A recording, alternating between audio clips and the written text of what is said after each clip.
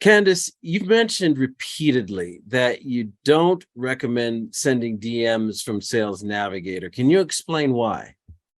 Yeah, this is a problem that bugs me to no end about LinkedIn and Sales Navigator. So each one of them has a separate mailbox. And it's as if you had two different email accounts and you were sending to the same person from those two separate email accounts.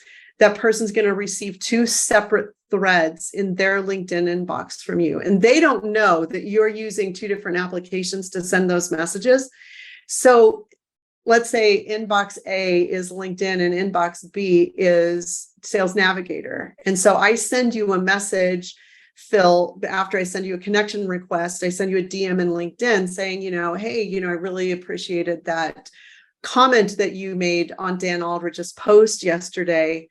I'd love to hear more about your thoughts on XYZ. And so then you reply to me and I go into Sales Navigator and I don't see that we're having that conversation.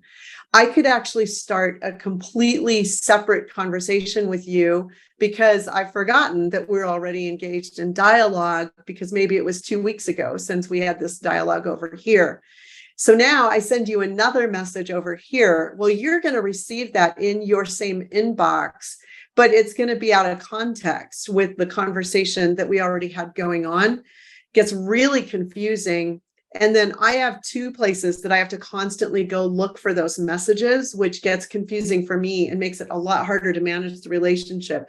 I want all of our dialogue in one mailbox so I can see what the thread was. Then the other problem is if you send them in LinkedIn, you own that message thread forever because it's part of your free LinkedIn account.